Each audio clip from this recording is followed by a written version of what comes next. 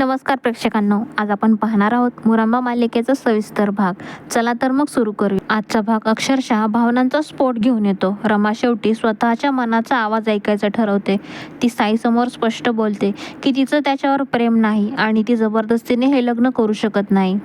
तिचं मन, तिचं प्रेम फक्त अक्षयसाठी आहे आणि ती त्याच्याशिवाय आयुष्यात कल्पनाही करू शकत नाही दुसऱ्या कोणाची. हे ऐकून वातावरण तणावपूर्ण होतं.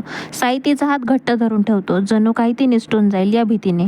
पण रमा मागे हटत नाही. ती ठामपणे सांगते की तिचं आणि अक्षयचं प्रेम खरं आहे.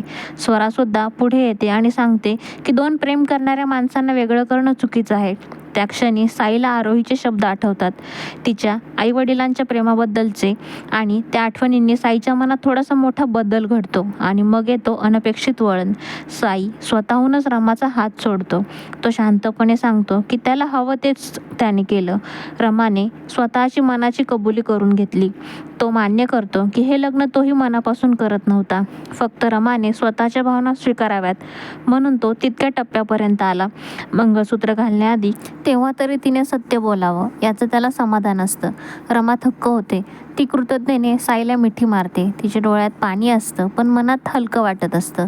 संध्या आणि अण्णाही शेवटी रमाला आशीर्वाद देतात. 7 वर्षांचा आधार मागे ठेवून रमा अखेर तिच्या प्रेमाकडे धाव घेते. दुसरीकडे अक्षय निराश होऊन निघालेला असतो.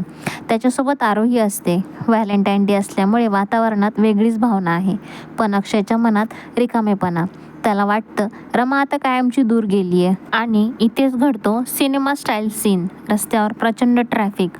अचानक रमा रिक्षातून उतरते आणि गाड्यांच्या मध्ये उभी राहून जोरात अक्षयचं नाव हाक मारते. सगळे थक्क. ती सगळ्यांसमोर कबूलही करते. ती मंडप सोडून आली आहे कारण तिचं प्रेम अक्षयवरच आहे. अक्षयही गाडीतून उतरतो. दोघे एकमेकांकडे पाहत राहतात. रमा स्पष्ट सांगते की तिचं लग्न झालेलं नाही, ती फक्त त्याच्यासाठी आली आहे. अक्षयच्या चेहऱ्यावरचा आनंद लपवता येत नाही. दोघेही एकमेकांना आय लव्ह यू म्हणतात आणि घट्ट मिठी देखील मारतात. आजूबाजूचे लोकही त्या क्षणाचे साक्षीदार बनतात. पण रमा एक अट ठेवते, ती अक्षयसोबत अशीच जाणार नाही.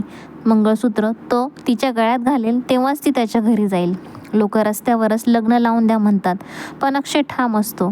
त्याला सगळ्या रीतिरिवाजांसह मानसन्मानाने रमा आपल्या घरी आणायची असते. आरोही दोघांवर फुलांच्या पाकळ्यांचा वर्षाव करते आणि म्हणते, माझे आईबाबा पुन्हा लग्न करणार.